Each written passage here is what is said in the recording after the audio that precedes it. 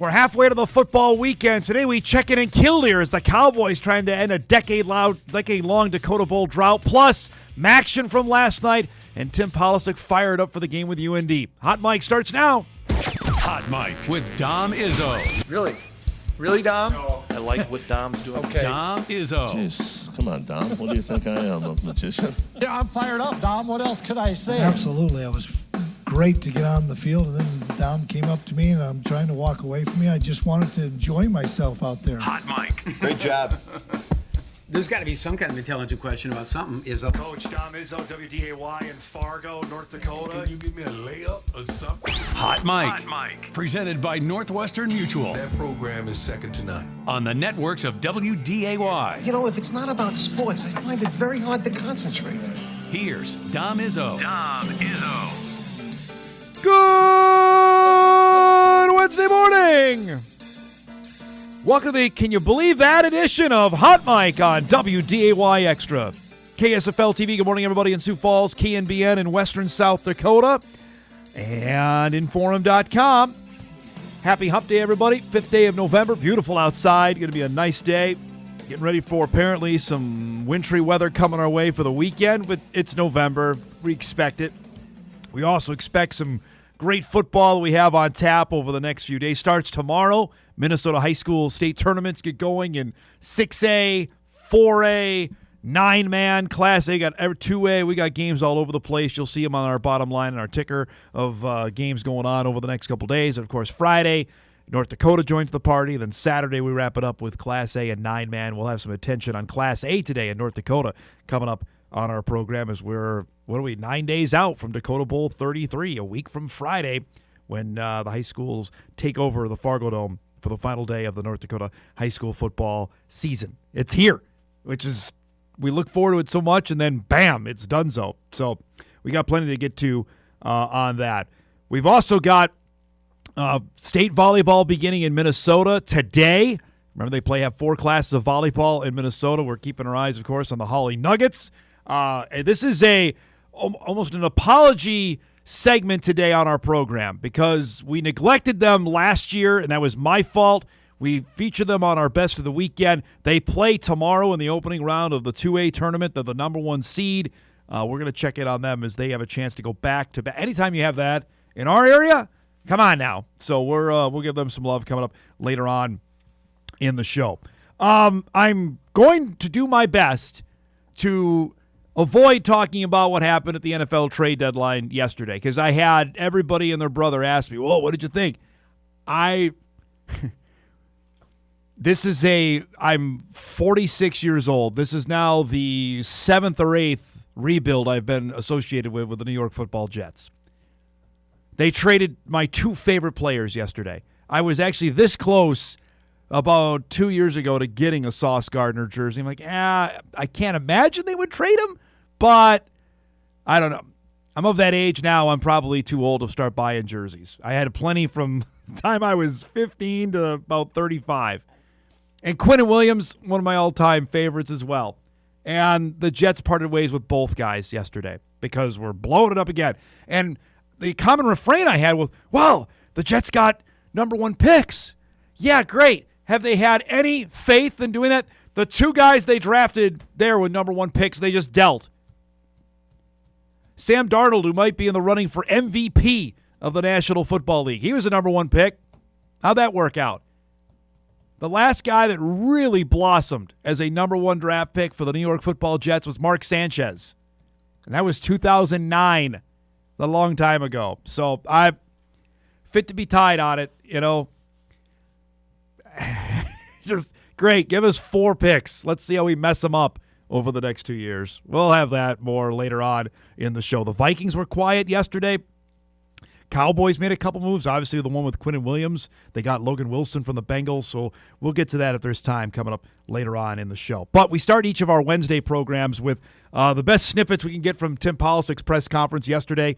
North Dakota State prepping for its matchup with the University of North Dakota coming up on Saturday, a game you'll see live on WDAY at 1 o'clock. Polisic, of all of his travels, never coached a game inside the Alara Center.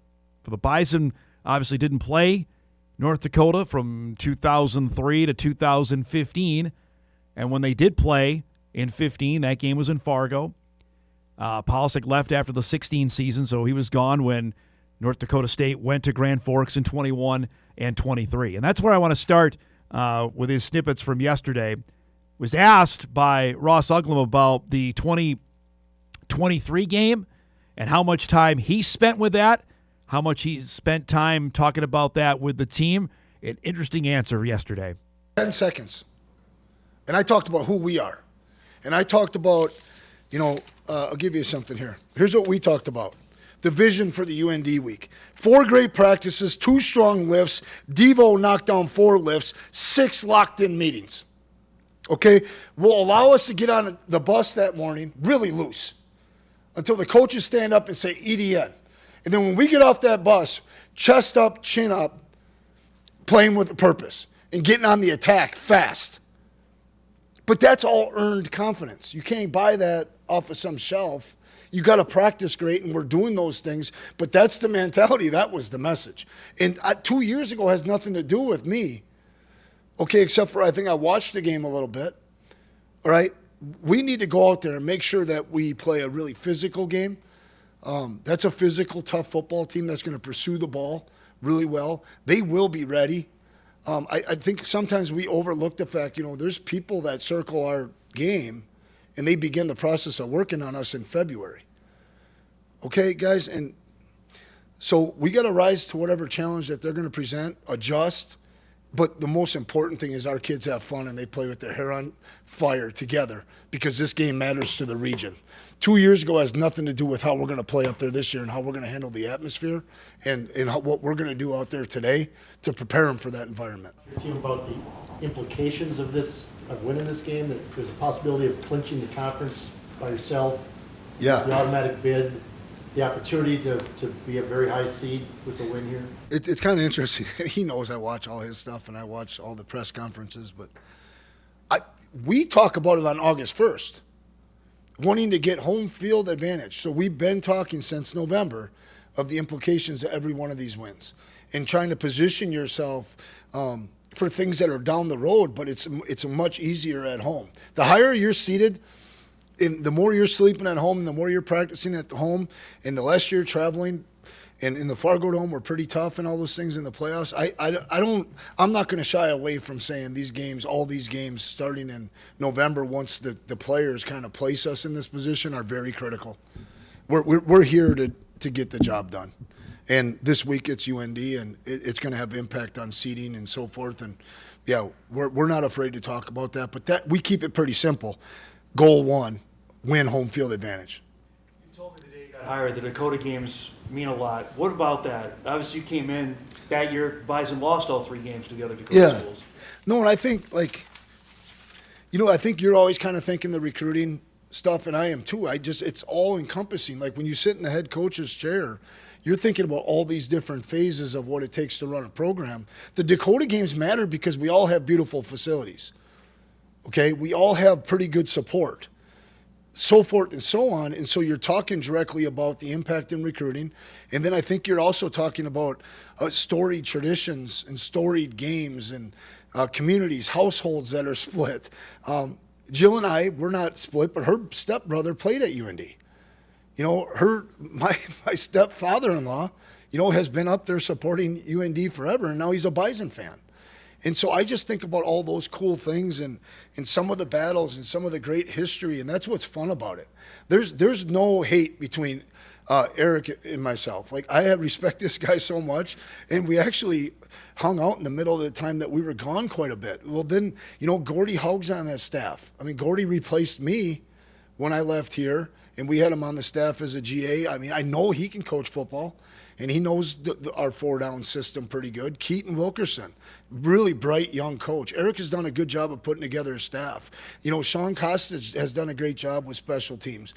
Up there for a long time. That matchup is like right down. If you look at those numbers, I mean, it is splitting hairs, right? They blocked 2 kicks. They blocked a punt. I mean, this is going to be well-coached outfits, and the players will decide it. But I just think the Dakota games resonate with our people so much, right? We're prideful, regional, upper Midwest guys and people that have connections, and we don't shy away from relationships. Well, you're going to run into someone that's a Jackrabbit fan. You're going to run into someone that's a Fighting Hawks fan. Okay, you're going to run into people that love the Coyotes. I think that's really cool about this region. That's what really college athletics is supposed to be about. Way to get you fired up to start our Wednesday morning with the little snippets from yesterday. I thought it interesting what he mentioned about, because obviously the big talker this week, at least here in Fargo, is what happened in Grand Forks 2 years ago, which we'll have more on this in the Bison Media Zone coming up here in about an hour and 20 minutes or so. That was by far, in my mind, the worst Bison performance in the Division I era. NDSU gave up half 100 in a game that they got curb stomped.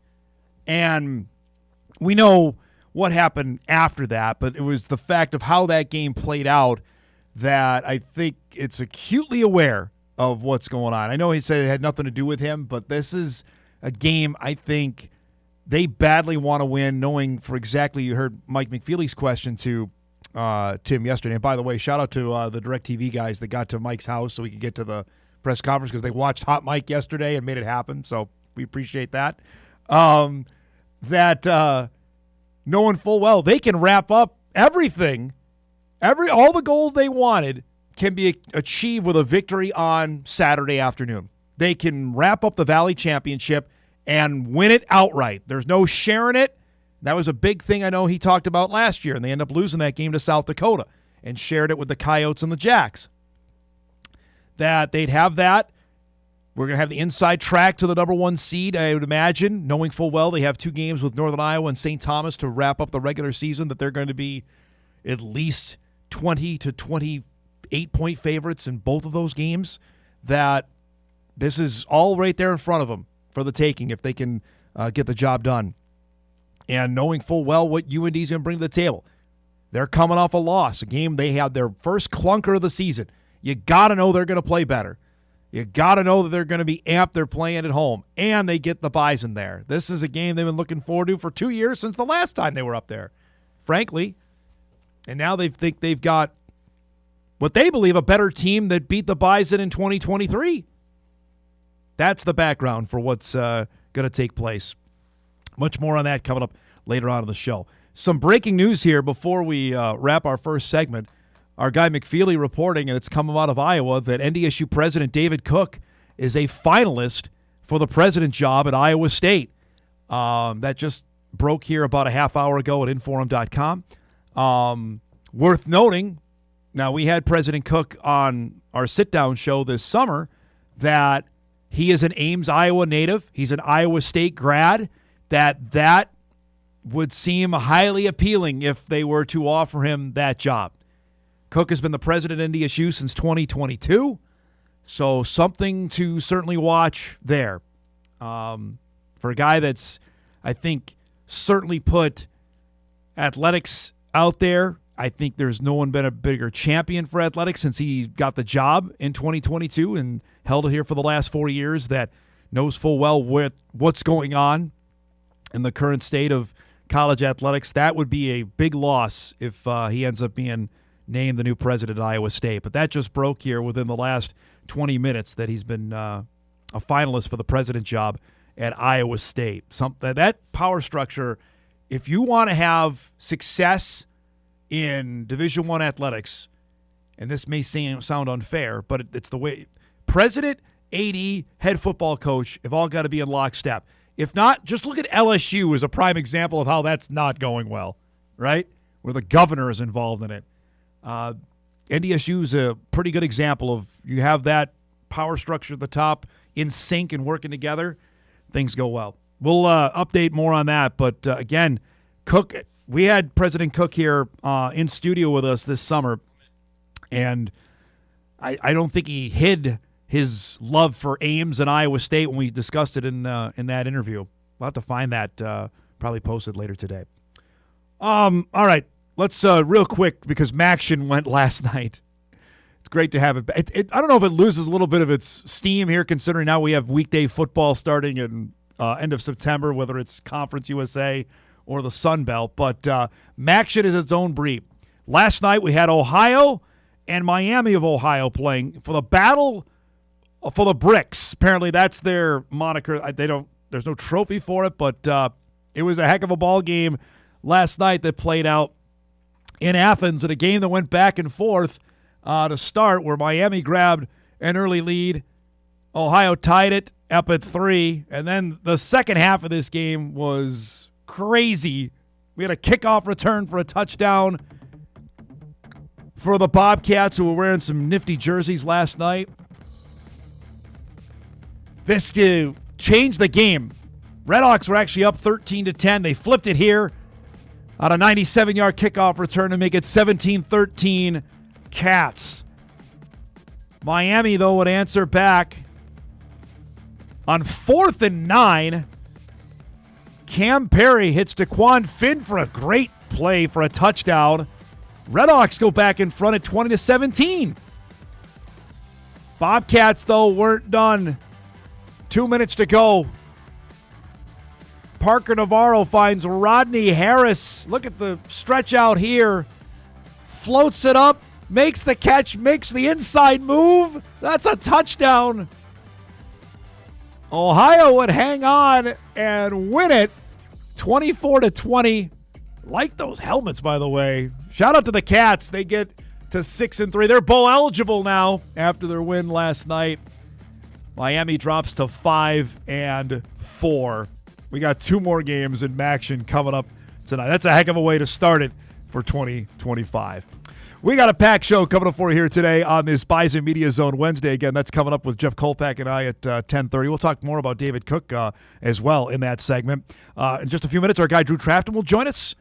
We got the FCS second edition of the playoff rankings coming out later today, 1 o'clock. We'll see where his Montana Grizz will go in. That's coming up in just a few minutes. At 9:35, Kathleen Rustad will join us, the head coach of the Hawley Nugget volleyball team. Hawley is off to state. They play tomorrow. In the opening round, they get New London Spicer in the AA tournament, trying to go back-to-back. He'll join us coming up at 9:35. And at 10 o'clock, Andy Cook will join us, head coach of the Killdeer Cowboys, after what's been a great year for them. They are the number 2 seed in Class A. They've got Bottineau at home coming up on Saturday with a chance to get back to the Dakota Bowl for the first time in 10 years. That's coming up at 10 o'clock. That and a heck of a lot more on our Breaking News Wednesday to start our show. We'll take our first break. We are off and rolling. Hot Mike back after this on WDAY Extra, KSFL, KNBN, and in The biggest Seahawks, Sounders, and Mariners fan in the FM area. It's time for Views with Drew. All right, Drew Trafton joining us each and every Wednesday at 9:20. We've got a big day today. It's the first day of the second unveiling of the FCS playoff rankings, coming at 1 o'clock after the chaotic weekend that boy was it! Last Holy Saturday. cow! Bad week to be an even number. Yeah, right. 2, 4, 6, 8, 10, 18. I think lost. I'm really interested to see what they do here, because the big hubbub the first time was they had Montana State ahead of Montana. Now, with what's played out, I wonder if that's stayed. Yeah. The Grizz are still unbeaten. I'm real interested to see what comes out about 1:30 today. Yeah, I am as well. And I know that there's been, in the Grizzly social media circles at least, there's been a lot of talk about strength of schedule. Yep. And because of of all things, Indiana State beating South Dakota State, that actually catapulted the Grizzlies. It helps them, there's no doubt. To, I think, the 32nd strongest strength of schedule, That's which hilarious. is one ahead of NDSU right now. And it's like, so that, and of course that's subject to change, and it will change. But it's like, okay, so we have that going for us all of a sudden, and it's like, okay, well, maybe we weren't, like as cupcake as some people have suggested. But. So right now, Craig Haley, our guy, he posted his bracketology on Monday. I think this is Craig's first. He has the Bison at 1. He has Montana at 2. Okay. He has the Cats 3, Tarleton at 4. That honestly, if that were to be unveiled later today, that I would expect. Honestly, that would not surprise me one bit. And we also know, like, that's going to change. There's no way that's how it ends up. because there will be a winner and loser from the Brawl of the Wild, and that will cement one of those two teams' place, and the other team will fall back. I don't think if they fall out of seeds necessarily. Yeah. Like I think they're probably still the loser of that game. If both teams run the table in the Big Sky, will probably be seeded. I really think this weekend though, paved the way for NDSU likely to be the one now. I mean, I don't think there was much. They take care of business. Yeah. Even if they were to lose, I still think the lowest they can be is 2. Yeah. I don't think you drop them beyond that. No, I don't either. I think, I mean, you're.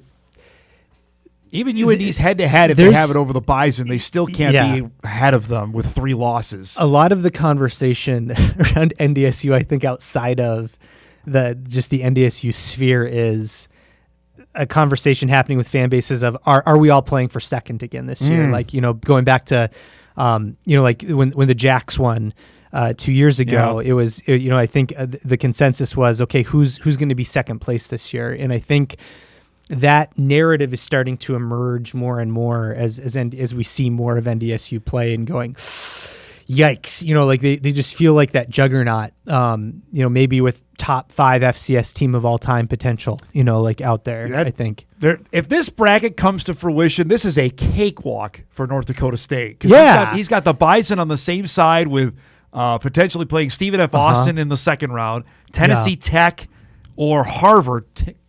Come on, make that happen with Harvard in the quarterfinals. Wouldn't that be something? Or then Lehigh or Tarleton in the semis. Yeah. I mean, and I think that the Tarleton myth bubble has now been burst. And we talked about that last week, where it's like they've got 2 games where they could trip up, and I wish I saw that clearly last week. See them playing Abilene, knowing how big of a deal it is. I wish I would have just taken Abilene. Like, they got a chance to beat them here.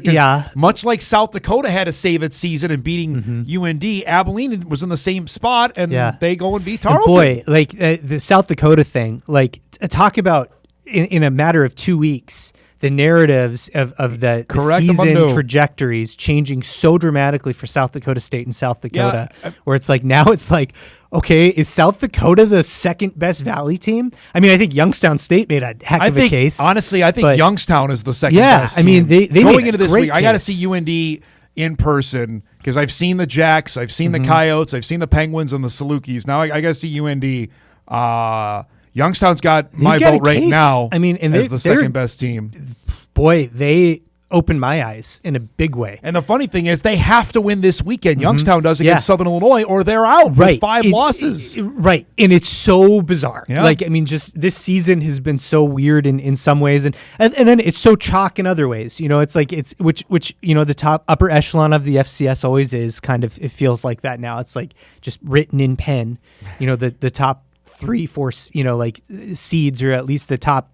Like you could guess 3 of the 4 semifinalists before the season starts, and with a decent amount of certainty. Give me your thoughts on the Grizz. They go to Weber, handled them. I mean, that game was 21 rip after the first quarter, 21-7. And then they took their foot off the gas pedal in a big way, and they've done that the past few weeks. And like a lot of the Bobcat fans that I see, like in the discourse of saying like, oh, we're going to steamroll the Grizz coming into Missoula, are talking about this point differential thing, and the Grizz on both sides of the ball, when they get up early, they just they take out their guys. They start doing different things.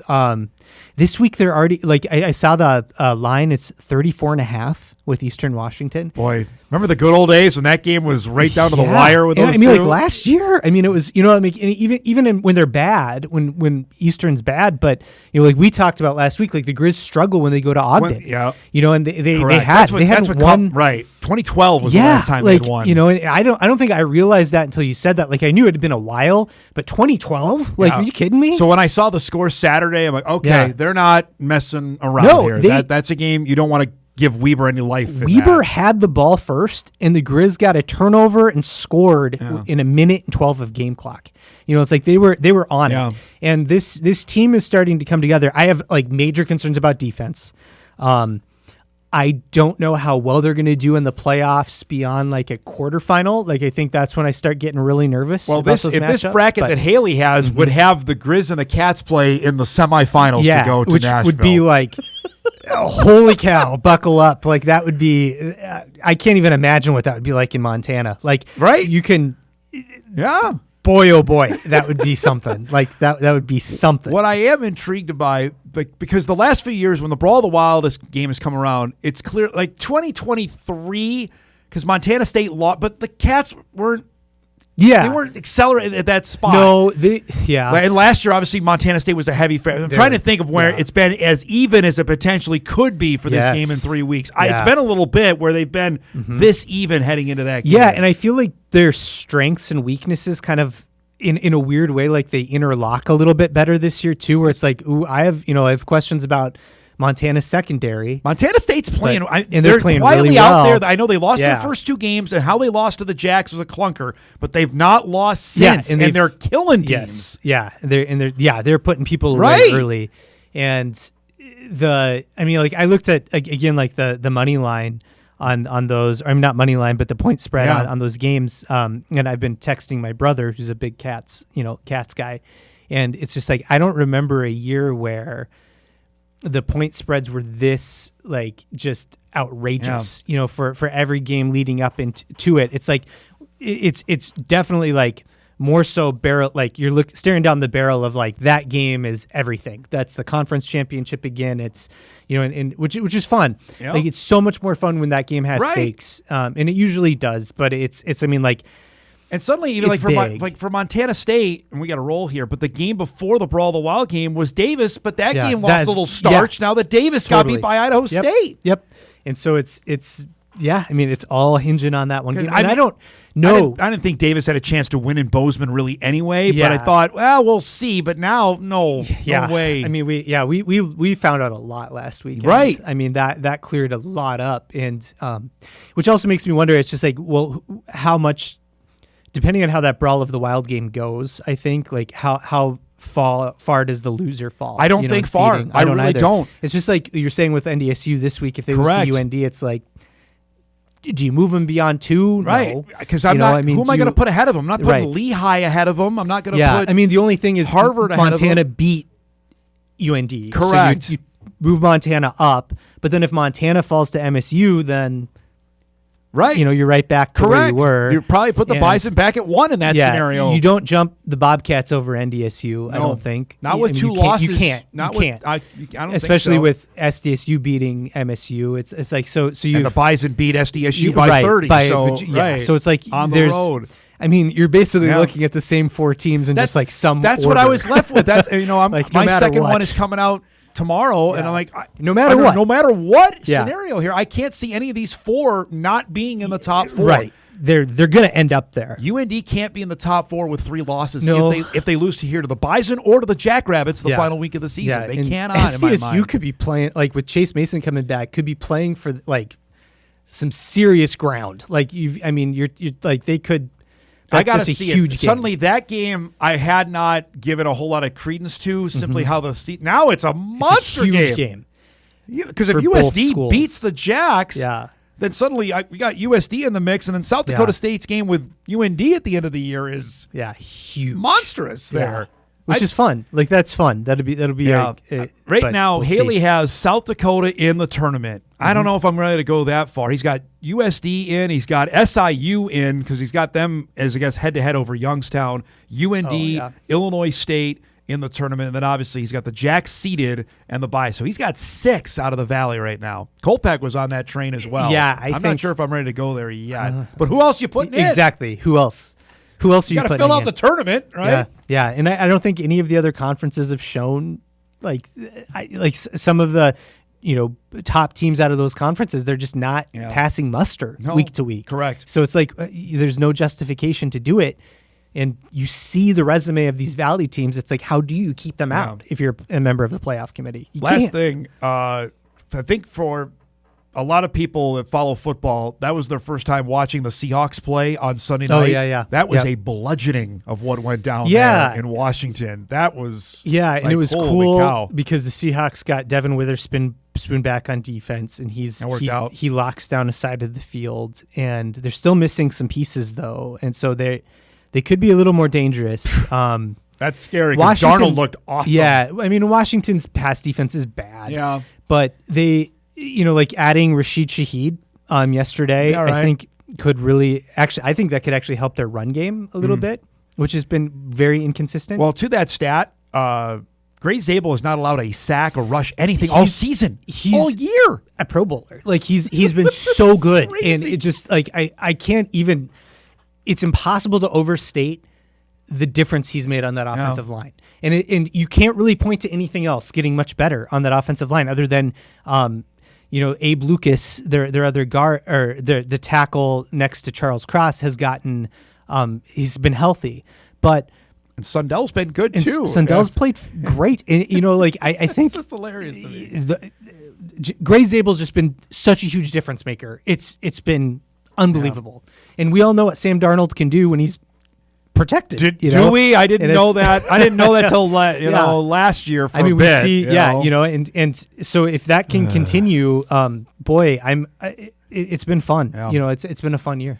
Great stuff, bud. We'll do this again next week, all right? Looking forward to it. Drew Trafton joining us each and every Wednesday at 9:20. We'll break. We come back. We'll get you ready for the Minnesota State Volleyball Tournament begins later today. The Hawley Nuggets are going for back-to-back championships. Their head coach will join us from St. Paul when we come back after this.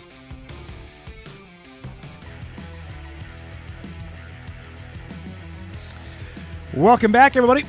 Wednesday morning show off and rolling. Andy Cook from Killdeer will join us in the next hour, getting ready for the Class A football semifinals on Saturday afternoon. Part of a crazy time right now. We got a little bit of everything going on. Obviously, plenty of football. We're winding down the volleyball season in North Dakota. Postseason begins later this week. In Minnesota, we've already reached state tournament time, which begins later today at the building formerly known as the X. It's still the X. I believe it's Grand Casino Arena, which will be the site starting later today. The AA tournament begins tomorrow. That's our focus here for this segment. The Hawley Nuggets are back, the reigning state champions of the number 1 seed. Tomorrow they'll open up play against New London Spicer in the quarterfinals. Nuggets head coach Kathleen Rustad joins us here this morning with a full-on apology from me that we have not had you on even after you won last year. So please accept my humble apology because you guys are, to use the kids' term, a wagon. You guys are unbelievable. Tell me about how this came about over the last couple of years. I think you have a group of kids that just love to play the game, and they don't pass up any opportunities to get their hands on balls, whether it be in season, out of season. I mean, from when they were little elementary kiddos in the 3rd grade, they've been playing ball, right? Just itching to play in this league and that league and spring ball and summer tournaments. So that's how it all starts, I guess. Did you have it? Let me take me back to last year, like when you guys got started. Did you have a sense you had a state championship or a really good team, or when did that click that, okay, we got something here? Let's back up probably the summer. We had 4 seniors, and 3 of them played a lot of time on the court, and 2 of those seniors had seen the state floor 3 years prior as 9th graders, right? So then we have a group of I think at that point we're sophomores or juniors, and they'd seen a lot of court time. They'd been on the team for a while. Then we had an injury. So that was a big kind of punch to the gut. Our middle, who had been playing for a long, long time and was a starter at the time in 21. And at that point we were like, oh dear, everybody kind of got a little shaky. But in the beginning, before that, I think they had, some hopes, right? And then we worked in a new middle, and the rest of them, the rest of the girls on the court were the same, and everything they just decided they wanted to go. So take me back to that last year. I think you had 2 5-setters at state. Just describe that pressure of playing in that kind of cauldron and excelling to win 2 and then get to the championship. That must have felt like, all right, we're playing with house money. I mean, that was our season last year, though, so we weren't estranged to 5-set matches. It felt like it was a normal game because we had so many 5-set matches. Even in tournament play, we'd go multiple 3-set games. So that part was like, well, that's what we do, I guess. Here's another 5-setter. In fact, we won, I think, the championship in a 4-setter, and I think a lot of us were like, we did it in 4? What? Yeah, so... Yeah, that was that season. This season, a little different. So we were talking off air about that, knowing full well you were going to get everybody's best shot. How have the girls handled that this year? I guess they're coming in so strong now. That confidence piece. Yeah. It's kind of a catch-22, I guess. You don't want to go in with too much confidence, but they've just seen so much volleyball. They know the things they can do, their competence, right? And yet they probably haven't plateaued yet either. There's more to go for them, and they're all kind of on the same mission. They all have the same goal right now. They've been there, they've seen it. Not to say that there's another team out there that's going to challenge them. They're gonna, right? We're at a new tournament, new everything, and there's some good teams out there. And again, they just love to play the game. They like to play it and like to play exciting games. Take me to Saturday night playing here in Moorhead for the section championship. That's the game. That's the game to get you where you want to go. Did you have nerves, the team? Because this is teams but knowing full well everybody's expecting you to win. That's the hardest thing to do in sports. Is everybody expects you to win. They say pressure's a privilege, right? I've heard that saying a lot. I think everybody has nerves. You're thinking, oh, what if, right? But then getting them on track, just having them see what the good things they can do, right? Good things they can do. And Wadena is they're a great team too. They've all stayed around there too. So, we'd seen them before in the earlier in the season. So, when you'd seen a team and played them, I think that little bit that helps, right? Not that you can discount them, even though, we took them in 3, but each game was really, really tight too. So it was a good game all around. We just stuck ahead a little bit. So You win that. You find out you're the number 1 seed for tomorrow when you get going. You got New London Spicer, which I want to ask about in a second. But knowing, okay, here we go. We're back in this same environment now, but now we're there as champs. How have you felt? Has it been different with the girls? Have you noticed anything different? Or is that not something you'll not notice till tomorrow? Like the planning part of stuff for the week, I think the girls going into like the banquet last night and seeing all the teams there. Last year, it was shock and awe. Yeah. This year, they kind of walk in and you feel a little more comfortable, I think. They know where to go, what to do, so they can think ahead a little bit rather than think in the very moment, like they were last year. So I think it does help. I think that part is a little different. They can see out a little bit more because they've seen these little details leading up to it. Yeah. So now it's New London Spicer. What do you know about them to start this thing tomorrow? They didn't get here by happenstance either, right? So they have a couple big swingers, tall middles. They got a lot of seniors, a lot of experience. They've been here last year, so they're walking into the same arena that we are, right? They've got the experience, they've got the confidence, they earned it just like we did. So it's going to be an all-out battle, right? Every game should be. So I know you guys are playing in the middle of the afternoon. That's a different time. On a Thursday, you're playing at 1 o'clock. Is that something you got to change the routine? We're not playing at 7 like we normally do. We're playing at 1 o'clock in the middle of the day. Yeah, you kind of got to weigh, like, when are we going to eat, and what are we going to eat, and how are we going to eat it, right? How fast, what portion. So, yeah, it's a little bit different, but we're practicing. Sometimes we practice in the afternoon earlier, too. So, like, they're coming into a practice, not eating for a few hours, too. So, I don't know. We've seen a little bit of everything. So maybe take them back to tournament play, too. I don't know. We'll just see how it goes here. It's been a little bit since I've been to state volleyball. For people that have never been down there, Coach, describe what that is like with the courts all set up next to one another, the curtains there. It's a different deal. Can you describe what it's like? If you've never been there before and you're walking into that huge arena, it takes a little bit to just look around because there is so many things to look at. There's 2 court scoring and there's an announcer that just fills the room, right? Very distinct voice that's been there for a long, long time. It's impressive. It's impressive. Yeah. And even like walking different perspectives too. If you're a spectator, is a much different perspective than when you walk out on the floor and you look up to all the space and fans and bands and everything too. So it's impressive. Yeah. I have to ask about, just for you doing this, knowing full well Hawley's such a great sports town, that how much did this winning last year put the spotlight more on for you and your team this season? Like, all right, well, they're bringing a lot of players back. They should be good again. I guess you mentioned earlier about playing with pressure, but it's a lot for 16, 17, 18-year-old kids. Yeah, they're high schoolers, right? They're dealing with a lot of some emotions too. But, I think it just comes back that they just love the game, right? If they just shut out all the other stuff and there's going to be pressure, and they can think of it as pressure or whatever, but they just love the game. just remember why they play the game. You know, we reiterate that and we tell them that, but do they really believe it, right? So if you keep them thinking that and they really are thinking that, the rest of it, this is just fun for them, right? Yeah, they got to work hard. They got to do all the little things to get there, but they love the game. So all right, that's about it. I'm going to give the worst question here for a coach who's going to tell me one game at a time. If you're able to do this again, will this be sweeter because you've known everybody was giving you your best shot if you're able to go back-to-back? Will it be sweeter is the question. Than last year, yeah.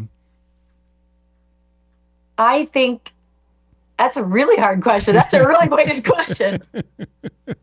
You know what? I'm just going to be happy for the girls and the community because they have put their heart and their souls and their everything into this experience. And this is a new year. And you see them grow from beginning to end. And yeah, it's a back-to-back state title, but really it's about this group of girls, right? Last year was last year's group of girls. This year is this year's group of girls. And there's some new ones on the team too. So this is going to be the first one for them. So, and it's a new experience. So will it be sweeter? I don't know. I can't answer that. It's not mine. It's their title if they win it, right? So you might have to ask them. All right. Well, if you end up winning it, we'll ask next week. We'll have you back on then if you end up doing it. Last thing before I let you go, and I know you're busy. Well, two things. A, you're not only coaching. You told me you drove the bus down to get you guys there. I mean, that you're doing everything this week then.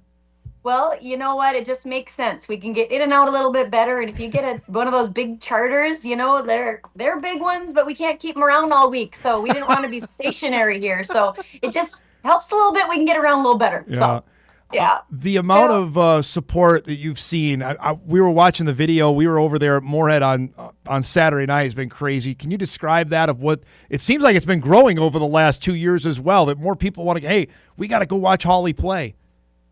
It has been growing. It's even hard to even think it has been growing, but like people are coming in that maybe aren't even from the community that are coming to watch. And yes, there's sports fans and there's volleyball fans and people, you know, from neighboring towns or whatever that have played the game and want to come watch the game. But even people that, you know, work friends have come and relatives from other people, other places have come. And, you know, when they have a venue like, let's say Moorhead, lots of people came that were within that community. Yeah. Now you come down to the cities and people from the community that maybe didn't watch very many games or even in person in Hawley were coming down for the state championship game last year. Like it was amazing. It was amazing. It was electric. It's phenomenal. They won't disappoint this year either. Yeah. They won't. They just love to watch the girls, and these girls are something.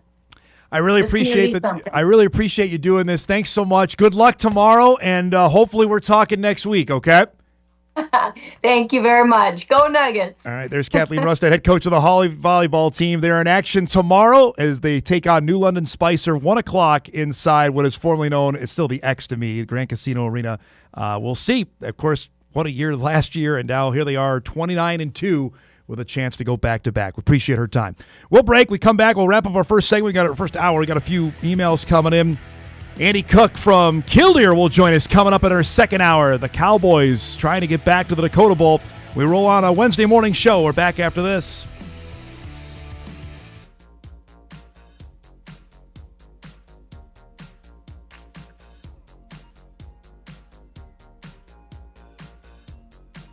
All right, welcome back, everybody. Wrapping up our first hour. Our thanks to Kathleen Rustad. That was good stuff. Shout out to Hawley. We'll see what happens. That starts tomorrow. All right, let's get a few emails in here. Dom, after the Twins debacle, I feel your pain over the Jets house cleaning. I've read that Sauce is very prone to penalties. What does it say when Aaron Glenn, who is an all-pro defensive back, doesn't want him? The Jets are going to let Glenn build his own team. Yeah, there's something to that. Sauce had... Gosh, he was great a couple years ago. He is prone to, defensive backs, though, they have an impossible job because everything is tilted towards offense these days, that any sort of grab, hook, whatever is going to be flagged for PI or defensive holding. I'll say more often than not, he was shutting down teams' best players. I would say the last part of that email is intriguing, though. I don't necessarily think Aaron Glenn didn't want him. I think the Jets' new GM sees as a chance, all right, clearly at 1-7, this has not worked. We still don't have a quarterback. Their quarterback plan for 2025 was ill thinking, probably the best way to say it, that we're going to roll with Justin Fields and let's see what happens. Not great. That's not a plan. That's not even concepts of a plan. So that's what they decided to go with, and it has not worked out. So now we'll see what transpires with multiple first-round picks going over the next couple years. One other email before we break. Dom, even though they stumbled in Vermillion last week, if UND wins out, they're conference champions and possibly a top 4 seed. You're right on the conference champions part. They would share that title, likely with the Bison. I just don't see NDSU losing to Northern Iowa, so at worst, the Bison are going to be 7-1 in league play. Top 4 seed, I'm not going to go there. If UND wins out, they'd be 9-3. I'm not putting UND ahead of Montana, Tarleton, Montana State, or North Dakota State. I'm just not. They could be 5, but they're not going to be a top 4. USD was in this same boat last year. The only difference with the Coyotes, they had one less loss. USD lost to Wisconsin and lost to South Dakota State in overtime. They lost a game to Portland State. It didn't happen because of whooping cough, right? So USD was 9-2. They had one less game. They got the 4 seed by beating North Dakota State. That one loss, and it's not a great one to South Dakota because I don't know how good the Coyotes are. We'll see what happens this week with their game against the Jackrabbits. I haven't made up my mind on who I'm picking there yet. Even if that, at 9-3, and yeah, you beat the Jacks as part of that, I don't see them ahead of those 4 teams I just mentioned. I think those 4 are the 4. Even in the Brawl of the Wild game, I do not see Montana or Montana State, whoever loses that game, falling out of the top 4. And Montana State, I know, would have 3 losses if they lose to the Grizz. I cannot see that. Who are you going to put up there? You going to put Lehigh in the top 4? Just that, to me, it would be a hard stretch there. We'll see. That's what the greatness of it's going to play out on the field over the next 3 weeks. We'll break. We come back. We'll shift gears, talk some high school ball. Killdeer is in the state semis in Class A. They got a chance to go to the Dakota Bowl for the first time in a decade. Head coach Andy Cook coming up. We come back.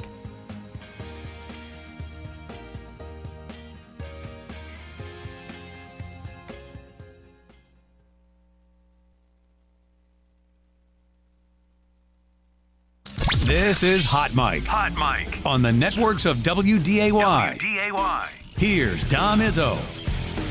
Welcome back, everybody. Hour 2, ready to rock and roll here on this Wednesday. Bison Media Zone coming up in just a little bit. Get you ready for North Dakota State UND. Some breaking Bison news, obviously, with the news on Bison President Dave Cook, a finalist for the Iowa State job. We'll have more on that coming up in about a half hour. We have reached the Final Four weekend for North Dakota high school football. Semifinals going in 3A, 2A, 9-man, and in Class A. This is what the Final Four look like. Langdon will get Velva in one semifinal. No surprise there. Those 2 teams have been dynamite in Class A.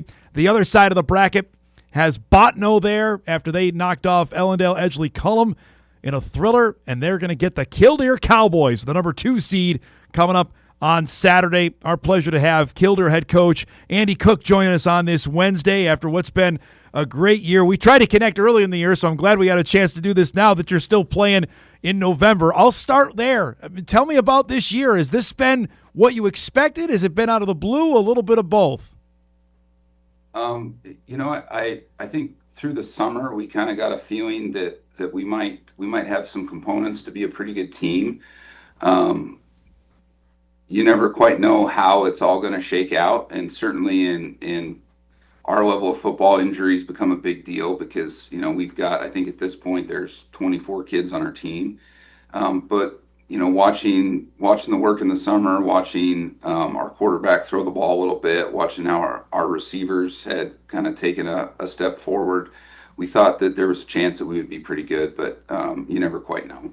I was visiting with Josh Kravachka about this at Langdon with Kindred and Central Cass leaving. Did that open things up for you guys in Class A? Say, okay, here we go. Might be somebody else to have a chance to make a run. Yeah, clearly Kindred and Central Cass have had success at the next level up. So yeah, those are big schools. They're close to huge population centers, and it's a different thing. They're a different breed of school than what we are, and I think even they would agree with that. We're out here in the middle of nowhere, and we've got who we've got, and there's not, nobody's coming from 12 miles away to come play for us. It's 25, 30 miles away, and they just don't do that. So, it's different, and I think that it certainly has opened some things up to make it possible for schools like Killdeer and Bottineau and, Langdon and Velva are a couple blue bloods. Yes. So they're there no matter what. But yeah, for some of us, the Bottineaus and Killdeers of the world, I think it's made some of this possible. So we were visiting off air about this. You got Bottineau, who went on the road and beat that Ellendale team, and we were visiting with EEK a couple weeks ago. Were you surprised? Like, this is, typically things go chalk. You're now facing a team that came off a great road win and is playing well. Is that a surprise for you on who to prepare for now on Saturday? No, I mean, we didn't even talk about that game and what the possibilities were coming out of it, because we had played Bottineau last year in our, I think, second game of the year. So we knew that they were very good. And to be completely frank, I didn't know a lot about EEK. I knew that they were good. I knew that they were a very physical team. But it felt to me like a coin flip game, in the week leading up to it. Wasn't sure who was going to win. And then seeing the type of comeback that Bottineau was able to put together, that was very impressive. But again, we played Bottineau, so we knew what they were. And then Bottineau showed up on our scout of Ray Powers Lake because they play each other. So then we'd seen some of what they looked like this year as well. So, I don't think it wasn't a surprise to us if either team won, because we knew they were both good. You are home. That's part of it, the 2 seed. You get to host throughout this. How big a deal is that? Tell me the excitement level of knowing, okay, we got a semifinal game and a trip to Fargo on the line, and we can do it on our field. Yeah, it's huge. I mean, we talked to our kids at the beginning of the year and said, hey, if there's going to be a deep run, you have to put yourself in the kind of position where it's possible to do that. And it's certainly an advantage not to have to get on a bus and go for 4 or 5 hours to play someplace.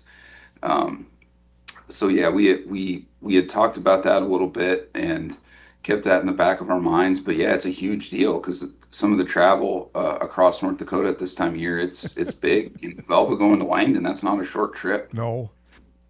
And did you guys do that last year? Did you?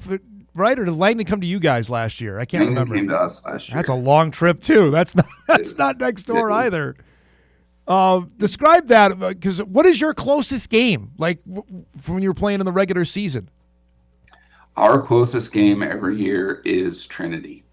So Dickinson's 35 miles away. That's the closest one. But then from there, it jumps to an hour, and then varying degrees after that. And it takes about 2.5 hours, 2 hours and 15 minutes to get from here to Bismarck to play Shiloh.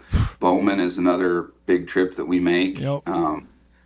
The trip to Central McLean was, 2 hours. So yeah, there's a lot of travel. So just describe that, of having that mentality, that road warrior, that no matter what, we're getting on a bus and it's going to be a little bit. How much is that a mental strain or toughness you have to have with your guys?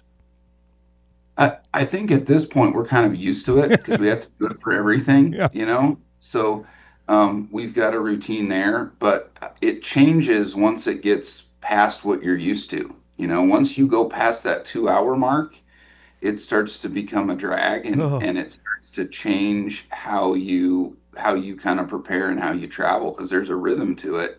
And once you make those longer trips, it changes for sure. I've had a bunch of people ask me, following your season, that you guys played a Montana school. Can you tell us about that? How'd that come about this year?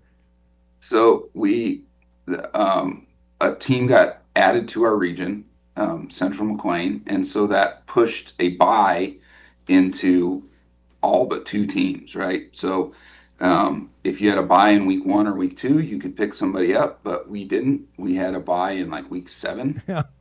And So our athletic director and offensive coordinator, Nick Walker, he's a Montana guy, and he said, hey, let's go 5 hours and let's play the defending Montana state champions at their place.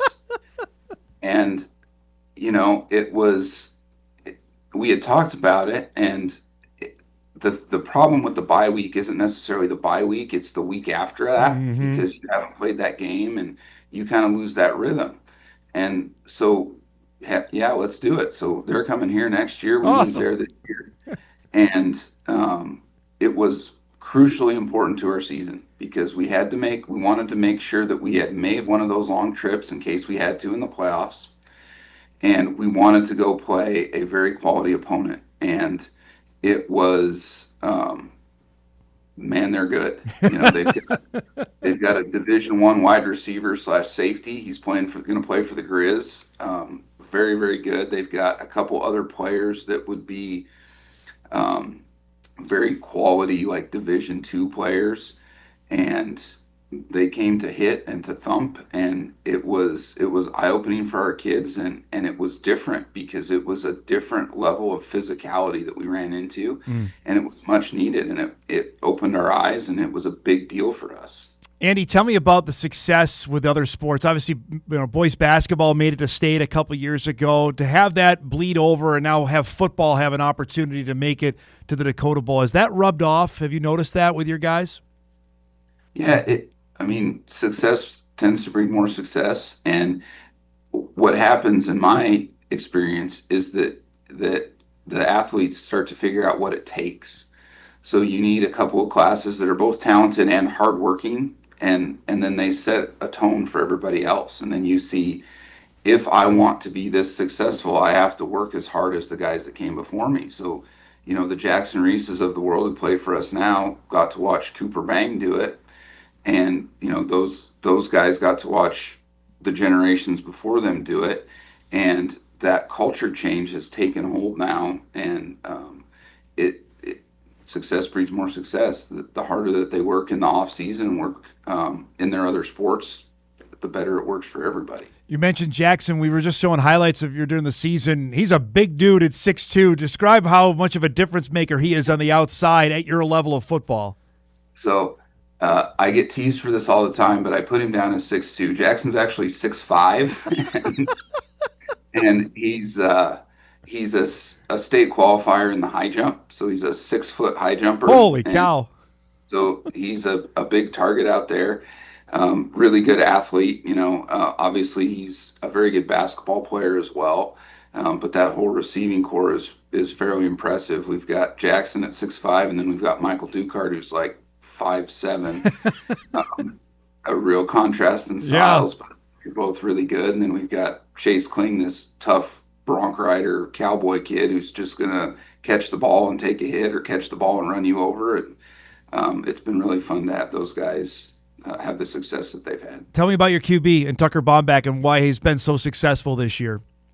He's legit. He is a football first kid. That is the sport that he will not miss. That we will do all the surgeries or anything else that we need to do in other sports to make sure that we're ready for this one. I know that comes to great consternation to the wrestling coach because Tucker's also a very good wrestler, but he's been phenomenal. I mean, he's had one of the best years that I've ever seen a high school kid have. At this point, he's got 53 touchdowns, both rushing and passing. He's passed for over 2,200 yards or something. He's over that. He's almost at 1,000 yards rushing, and just a phenomenal player. I mean, he makes the whole thing go. Killdeer's had some great success in football. If you guys are able to do this, make it to the Dakota Bowl, first time in a decade, how big a deal would that be for your community if you guys are able to win on Saturday? Oh, yeah. I mean, if we win on Saturday, the school board's going to meet and decide to cancel school on that Friday, and there will be nobody left in Killdeer. The police are going to have to draw straws to see who stays behind to make sure that the whole town isn't stolen. And they'll all be on the road. Everybody in Dunn County will spend $1,000 at Shields and Fargo and then go to the game. It'll be a big deal. It'll be big for sure.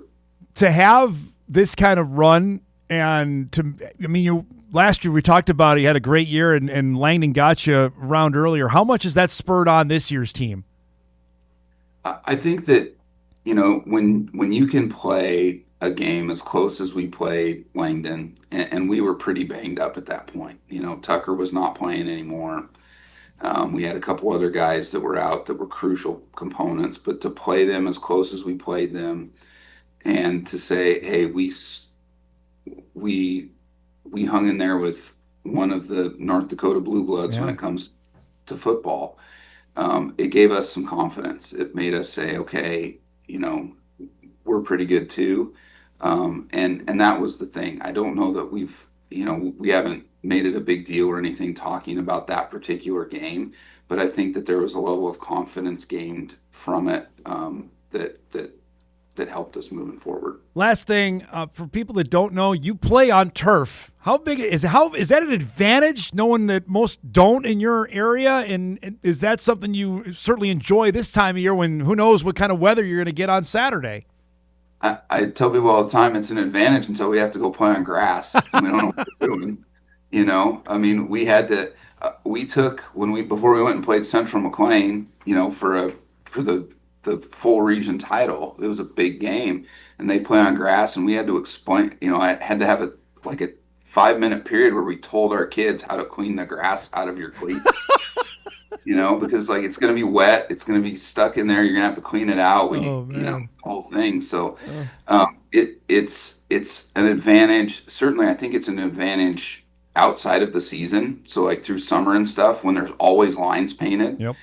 And you can always get to landmarks and you can do those things. I think it's big then. A team that plays on grass can come and play on turf, and it's no big deal for them. But I think it works the other way for us a little bit. We've got to get used to that and do that. Did you lead the tutorial on that, on cleaning out the grass out of the clean? Yeah, we did. Got wire brushes for them and showed them how to do it fast. And we had our ball boys.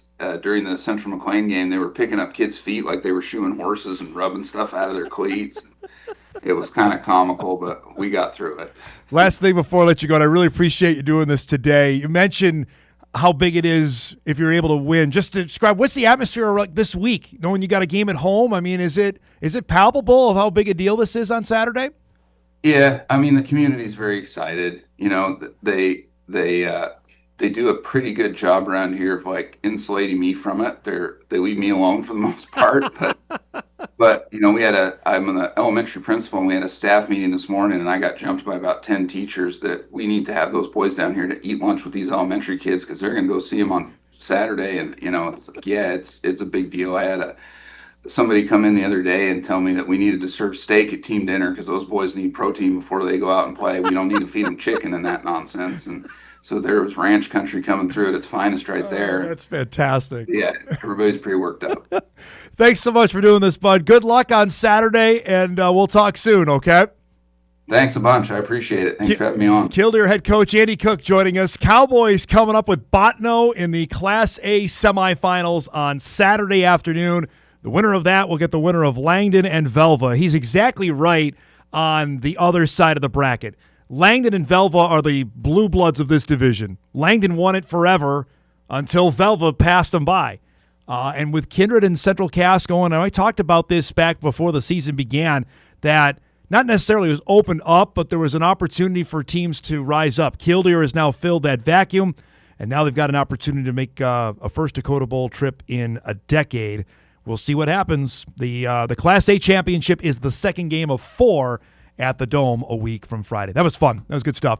All right, we'll break here. We're going to wrap things up. We got Bison Media Zone coming up here in just a few minutes, so we'll take our final break. We come back, got a few emails to get to, and get you ready for a pretty good Sports Wednesday. Hot Mike wraps right after this.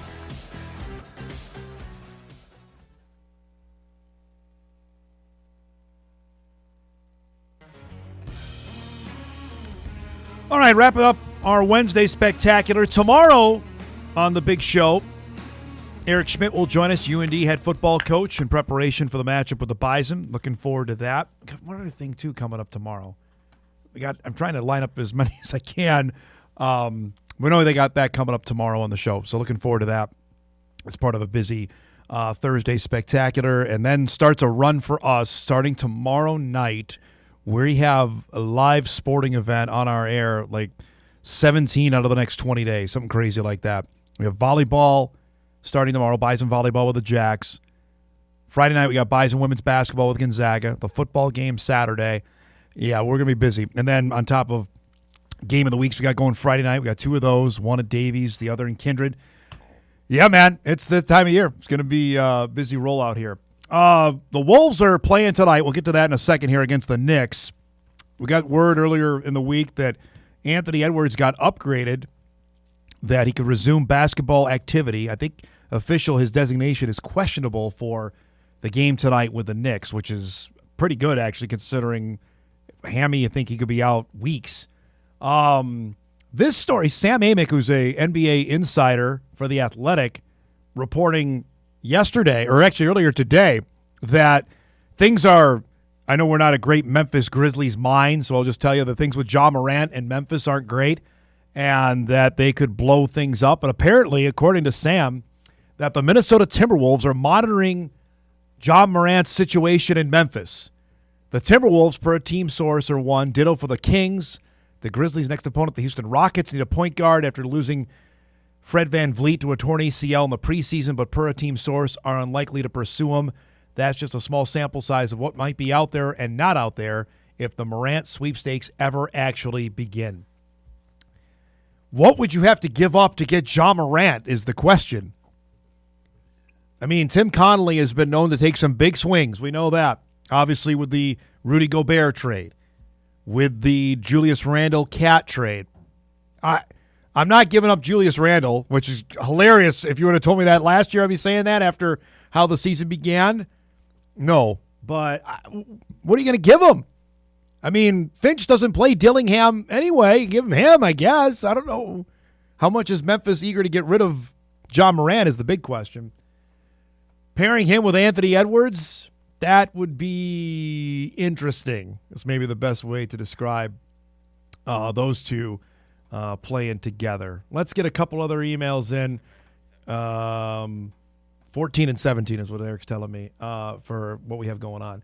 Derek Shelton officially introduced yesterday as the new Twins manager. That doesn't raise a whole lot of eyebrows around here. Obviously, we knew he was going to get the job of the official introduction yesterday. Knowing full well what he's getting himself into. Now, again, I don't think the Twins are done making moves after what they did in the offseason. Couple things he said. This is first from Derek Falvey. Derek Shelton, over the course of his 30 years in professional baseball, 20-plus of which at the big league level, has shown the ability to adapt and work with successful teams and challenging teams and rebuilds and growth mode, and ultimately being in with teams that are going to be to the postseason. Let's underline challenging teams and rebuilds, because that's exactly what the Twins are going to be in. I just can't imagine that they're going to be turn this around in 1 year and go from 70 and 92 to 92 and 70. Shelton said, when I left here, I really thought I was prepared to manage. It's about losing his job in Pittsburgh. And you're never ready until you sit in the chair, and you're never ready until different things come your way. Those experiences would help build you and move you forward. The Pirates, a 306 and 440 record, never won more than 76 games in a season in an organization with payroll issues, fifth lowest in the major leagues at the start of last season. And that was the question I was wondering. I'm not a great Pirates mime. They have Paul Skeens. They lucked into him because they had the worst team. They got the number one pick. Is the Pirates ownership in a better or worse situation where the Twins are? I would say ballpark-wise, it's a dead heat. Pirates have a great stadium, so do the Twins. I don't know how into it the Pirates are or committed to spending. All I know is Pittsburgh has had 2 or 3 good seasons in the mid-2010s, and then they've been irrelevant since. Since Barry Bonds decided to leave Pittsburgh in 1992, they've had 2 or 3 quality years. That's it. That's 30-some-odd years ago. Bonds left in 92. I'm not a great math mind. That's 33 years ago. So, again, if you're talking the Twins in terms of ownership-wise, we already know they're not committed to winning, certainly, and the poll ads aren't going anywhere. Good luck to you, my man, knowing full well that Joe Ryan or Pablo Lopez, or maybe both, could be gone by the time the season begins. That is a tough job. All right, before we get out of here, let's do some What to Watch.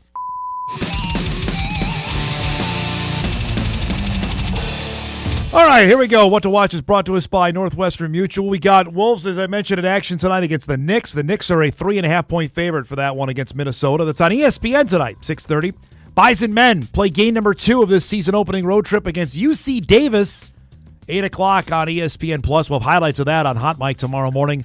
And, yeah, we got night 2 of action, Northern Illinois and Toledo, 6 o'clock on ESPN2. That'll wrap it for today's show. Our thanks to Drew Trafton, to Kathleen Rustad, and Andy Cook. If you missed any of the show, you can podcast it later today at Inforum.com. You can watch a full replay on WDAY+. The Bison Media Zone is coming up. We'll see everybody back here tomorrow.